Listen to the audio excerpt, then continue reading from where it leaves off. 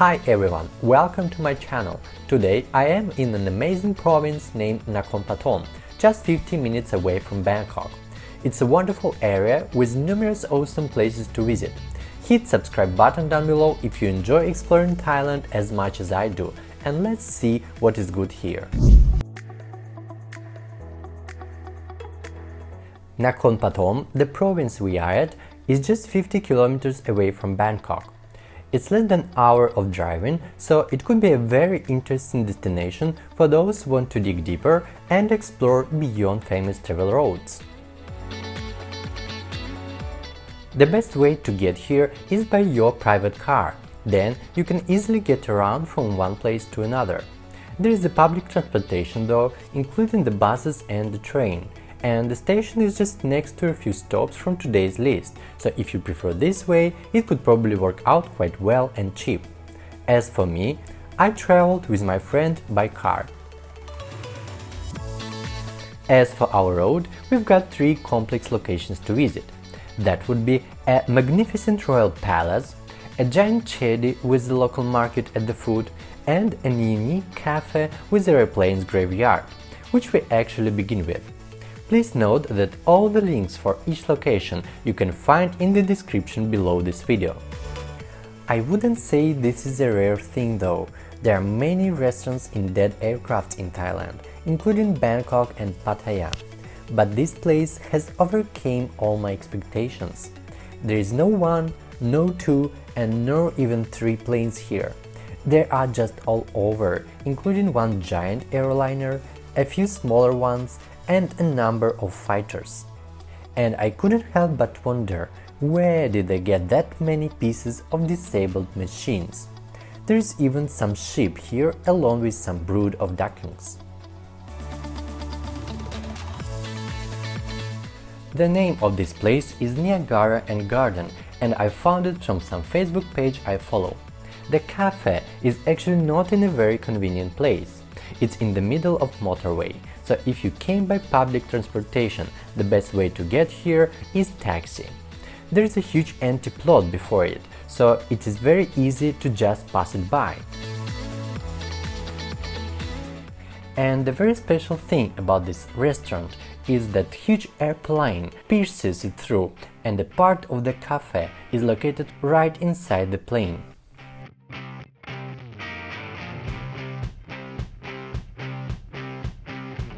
So, going inside, you will get to the restaurant area first, which is in that brick building.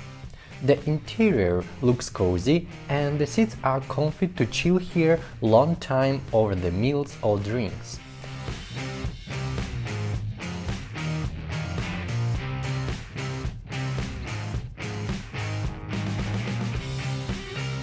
There is a significant choice of the main dishes and desserts, representing both Thai and European cuisines.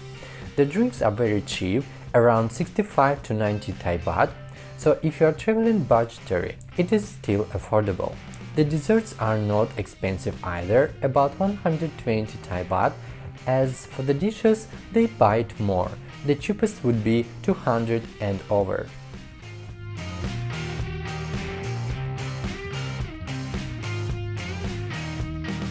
There are stairs which lead from here to that huge aircraft with the cafe inside. It amused me how smooth the transition between the building and the plane is. Fantastic job!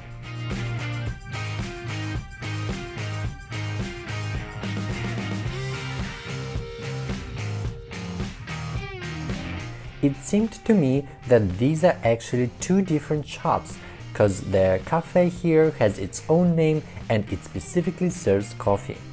You can actually choose the grain type and the roasted method.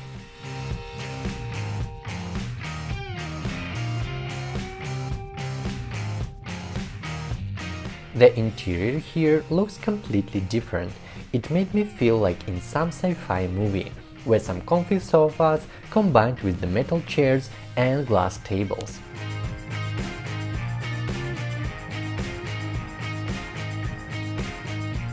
There is a door in the tail area of the plane that leads to the viewpoint.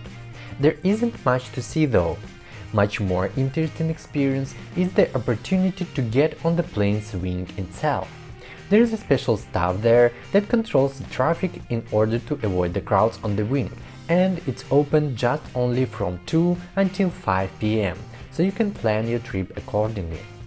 I can say with very confidence it was really awesome experience, and there are not actually many places you can do that. Not saying about amazing photos you can fill your Instagram with. If I was a kid, I would scream from happiness and excitement here. I do recommend this place insistently.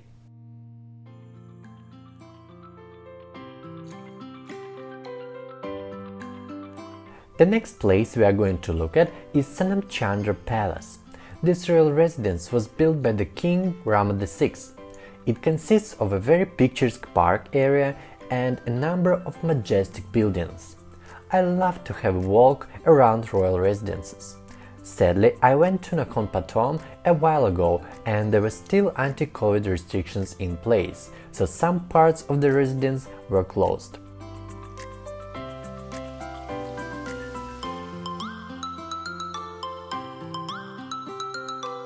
Please keep in mind that there is very strict dressing policy there. Even for men, you can't wear shorts. And the working hours back then were from 5 to 9 a.m. and from 4 to 8 p.m.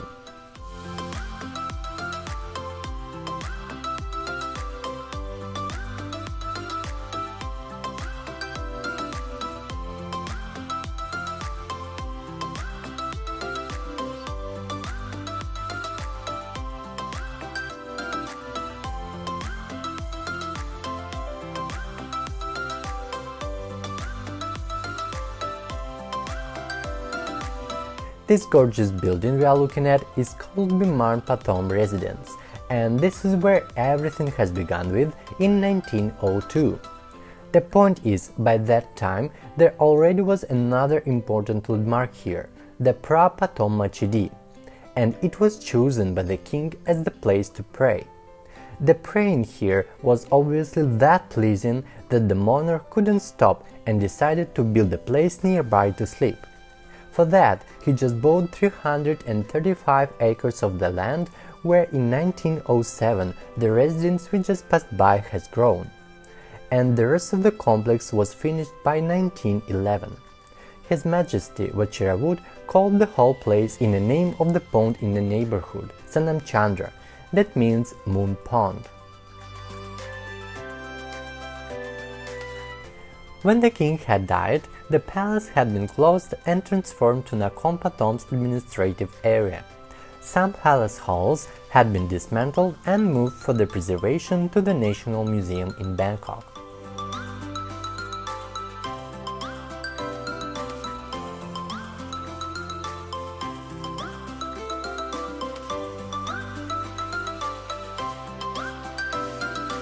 And I can say I understand the will of the king to have a residence here. Just look at this scenic place, immersed in the greenery and riddled with lakes. It is likely that you will meet many roosters walking here, because the place seems to be their home and they can feel masters here. By the way, there is a huge stadium just next to the park and also some zoo, as Google Maps says. But unfortunately, I was quite limited in time, as it was the evening already and I had to catch the temple I mentioned earlier by the daylight. Such a pity. But from the other side, there is a reason to come here again. And here you can see the statue of the founder of this royal residence, His Majesty Rama VI. The place is obviously under the tender care. Locals behave like he is sitting here himself and alive.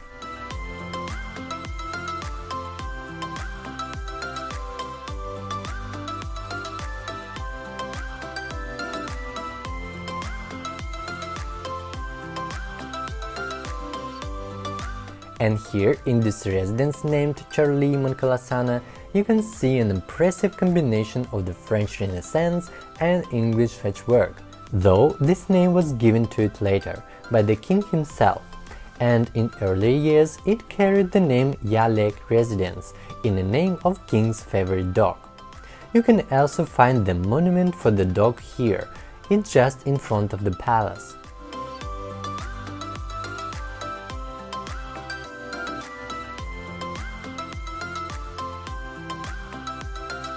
This whole construction symbolizes how the Western and Thai architecture unites in order to create something truly magnificent. And this is pure truth. You can hardly expect to see something like this in Thailand. It was a very discovery for me. I felt inspired to walk here, and with these high feelings, I headed to our last stop.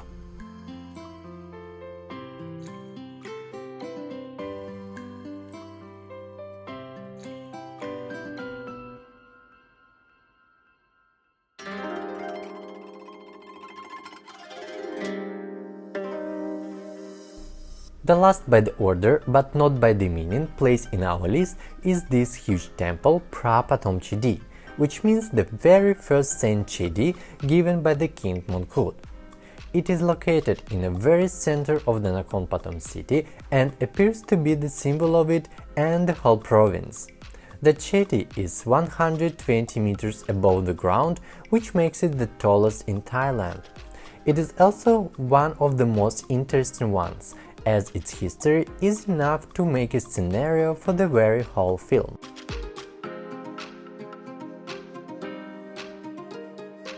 This place is ancient and there are no certain records left about the times it was built.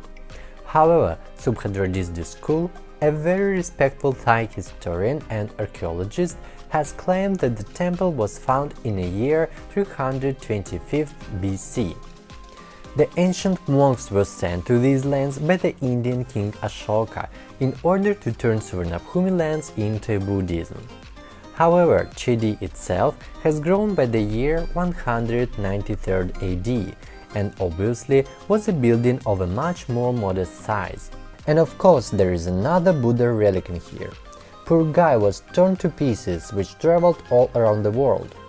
That's how humanity treats those who presents them kindness and knowledge.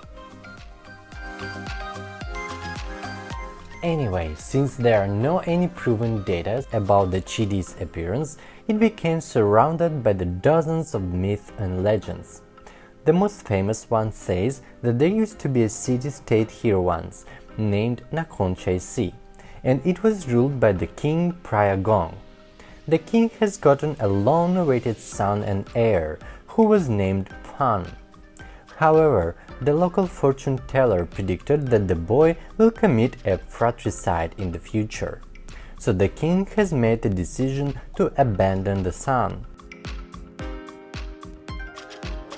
A baby was adopted by a childless woman named Granny Home, who raised him in Ratchaburi, a vassal city of Nakhon Pathom.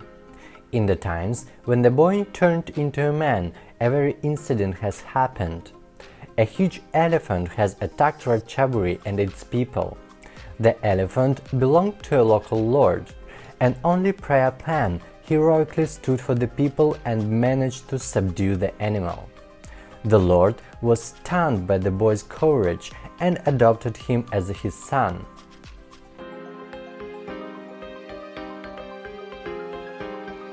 The boy himself didn't stop after the first achievement. He wanted to bring the freedom to the people of Ratchaburi and challenged Prayagong for the elephant duel.